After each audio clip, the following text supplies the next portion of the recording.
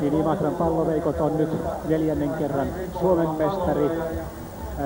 Tämän vuoden mestaruudesta kuuluu merkittävä ansio pelinjohtaja Mikko Vitikaiselle, joka toimi pelinjohtajana nyt toisen pelikauden, ja mielestäni Mikon pelinjohto tänä vuonna oli selvästi jämäkämpää ja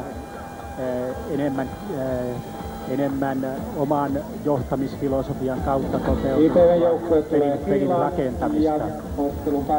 ITV:tä ei ehkä viime syksynä Perttu Härkösen lopetettua ja Markku Lintusen muutettua Kiteelle, niin ITV:tä ei ehkä pidetty sellaisena mestarisuosikkina, mutta mielestäni joukkueen avainkuusikko Laakso, Kytösalmi, Tapanen, Mikkola, Holttinen, Brakke, unohtamatta myöskään muuta joukkuetta, niin nimenomaan tämä avainkuusikko on kiitettävällä tavalla kantanut vastuuta pelistä ja pojat ovat itse todenneet, että heistä itsestään tämä on kiinni ja jotta menestystä tulee, niin heidän jokaisen täytyy onnistua ja ovat näin myöskin onnistuneet. Jos tuosta joukkueesta pitää yksilöitä nostaa esille, niin ehkäpä ne ovat herrat Mikkola ja Holttinen. Mikkola kerta kaikkiaan mallikkaana kotiuttajana ja hyvänä ykkösvahtina sivuttaissuuntaisessa liikkumisessa, niin kuin Arto Ojaniemi on tänään monesti todennut, ja Vesa Mikkola lieneekin eräs vahvimmista ehdokkaista, kun valitaan vuoden pelaajaa 1991. Lisäksi Jukka Holttisen lukkaripeli on tänä vuonna ollut selvästikin tehokkaampaa. Siinä on ollut enemmän ajatusta mukana eikä pelkkää syöttelyä ja heittelyä. Siinä opetusministeri Riitta Uosukainen taputtaa tahdissa IPV:n puheenjohtajan Harri Nykäsen kanssa. Niin tosiaan Jukka Holttisen lukkaripeli on tänä vuonna ollut pelissä on ollut enemmän ajatusta ja myöskin tätä kautta lisää tehoa ja lienee Jukka Holttinen myöskin erittäin vahva ehdokas, kun valitaan vuoden lukkaria 1991. Suomen mestaruus Kyllä, ja nyt menemme palkintojen jakoon. Pesäpalloliiton puheenjohtaja Jyrki Kiviharju ja palkinnon noutaa Pertti Laakso. Suomen mestaruus kiertopalkinnon juoksee hakemaan sieltä IPV:n kapteeni Pertti Laakso ja palkinnon luovuttaa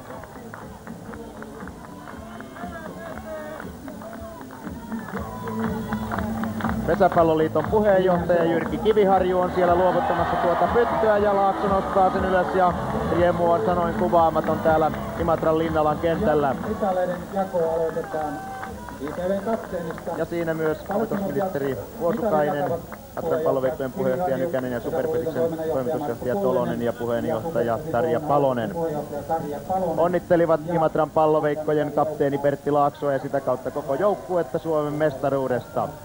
Ja ohjaaja seuraavat perässä. Siitä Pertti Laakson johdolla kultamitaleiden hakuun.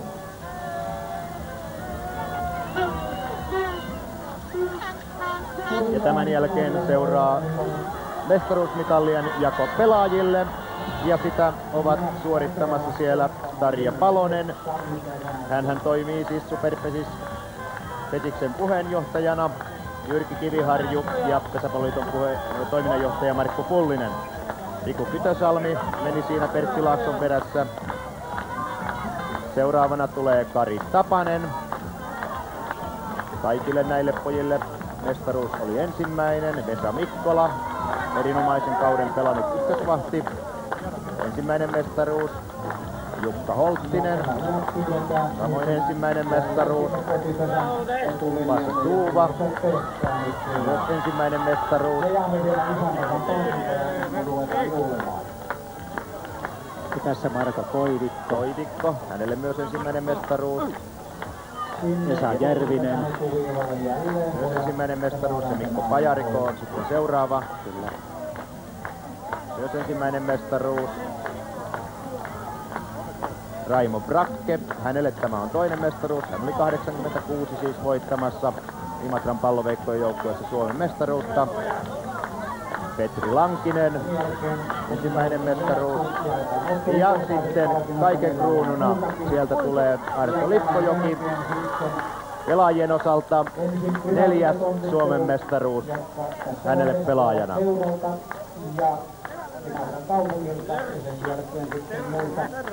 Pelijohtaja Mikko Vitikainen tulee sieltä Lippojoen perässä.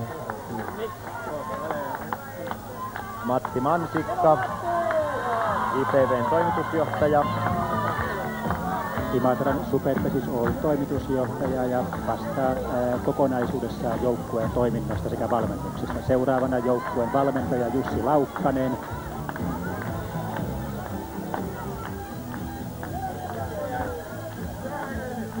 Joukkueen lääkäri Antti-Pekka Nurmi ja huoltaja Hannu Saarinen.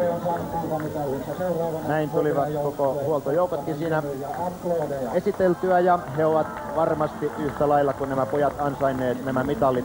Koko joukkueen työtähän se on. Sami Sirviö, Olli Hartikainen ja on kyseessä sitten hopeamitallit Sotkamo Jymylle. Kari Hakkarainen.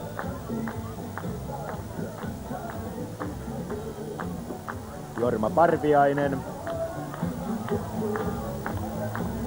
Asko Tuhkanen, Janne Vuorinen, Eero Okkonen,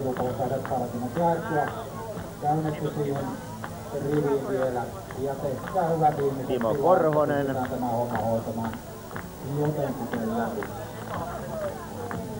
Marko Kähkönen, Unto Väisänen,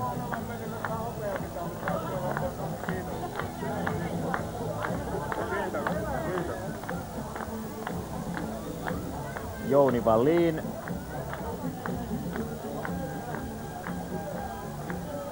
Mika Sirviö,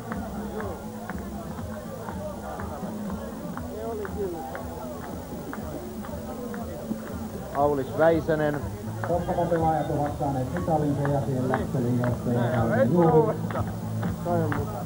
Matti Mansikka jäädätkö sinne palkintojen jakon muodostelman. Otetaan palkintojen jako läpi. Näin mitallit on pelaajille jaettu ja tämän ottelun ehdoton tähtihän oli Riku Kytösalmi. Riku löi 2 kunnaria, 2 tavallista ja toi 5 juoksia. Ja tässä otteluiden tulokset, molemmat ottelut päättyivät nämä loppuottelut 10-1 ja otteluvoitot ovat Imatran Palloveikoille näin 2-0 ja tämänvuotinen Suomen mestaruus siis siinä samalla. Siitähän tässä kysymys oli. Niin, Riku Kytösalmi oli todella ottelun tehomies, hän löi 4 juoksua, toi 5 juoksua. Pertti Laakson saldo oli 2 tuotua juoksua. Kari Tapanen toi myös 2 juoksua tässä ottelussa. Numerolla 4 pelannut Vesa Mikkola. Hänhän löi 1+1 ja toi 1 juoksun. Jukka Holttinen löi 2 juoksua. Pasi Tuuva löi 1 juoksun. Ja siinäpä nuo Imatran Palloveikkojen juoksut tässä ottelussa olivatkin. Siinä mestaruuspytty vielä Kari Tapasen kannateltavana tällä kertaa.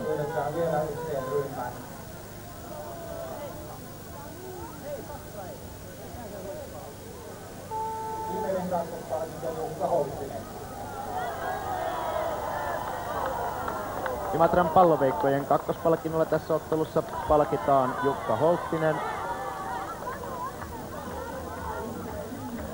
Tuhkanen.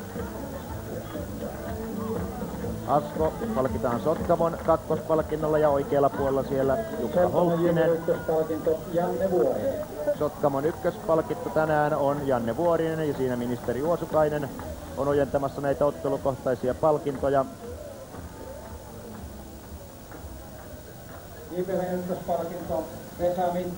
Ja Imatran parhaana tänään palkitaan Vesa Mikkola, joten avainpelaajapalkinto tässä ottelussa jäi sitten Riku Kytösalmelle.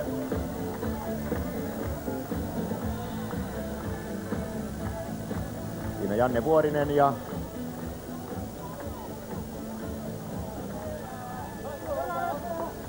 tässä Riku Kytösalmi.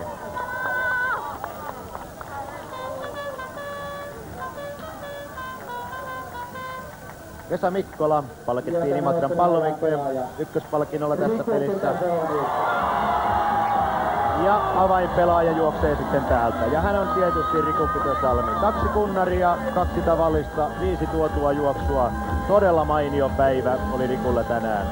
Hän oli ehdottomasti otteluratkaisuhaamo. Alaukset ministeritasolta tämän päivän kruunajaisiksi. Harvoin kykenee tosiaan pelaajan loppuottelussa lyömään 2 kunnaria ja tosiaan 4 lyötyä, 5 tuotua yhdessä ottelussa. Runkosarjassakin on kerta kaikkiaan kovan luokan saavutus, puhumattakaan sitten nyt loppuottelussa. Kyllä näin on. Kari Tapanen.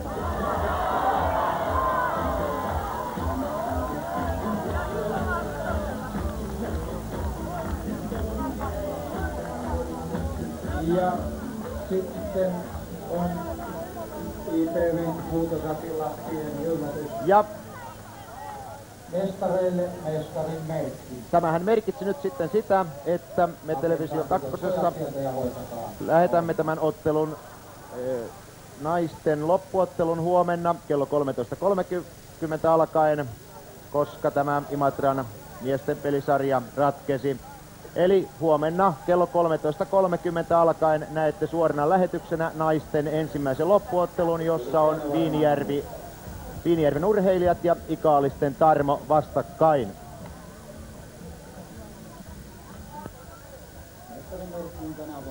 Raimo Brakke on nyt siinä mestaruuspytyn kanssa imatralaiskannattajien ympäröimänä. Raimo Brakke voitti tosiaan edellisen Suomen mestaruuden vuonna 1986 täällä Imatran palloveikoissa.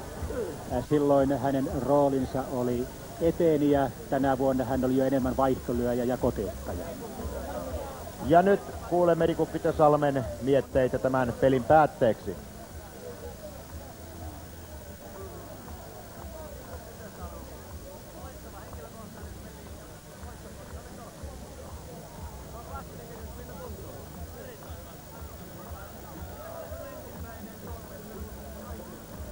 Siinä on nyt ääniyhteyden kanssa vaikeuksia.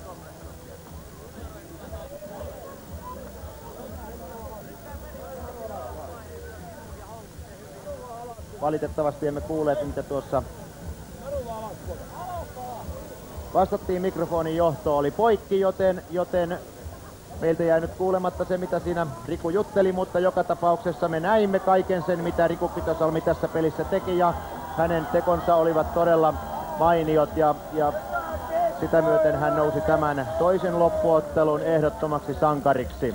Mikko Vitikainen siinä vielä kiertopalkinnon kanssa. Kun sitten saadaan joukko jonkinlaisen ojennuksen. Kiitoksia seurasta. Tapaamme huomenna siis kello 13.30 Viinijärveltä alkaen naisten ensimmäisestä loppuottelusta suorassa lähetyksessä. Oikein hyvää lauantai-iltapäivän jatkoa kaikille.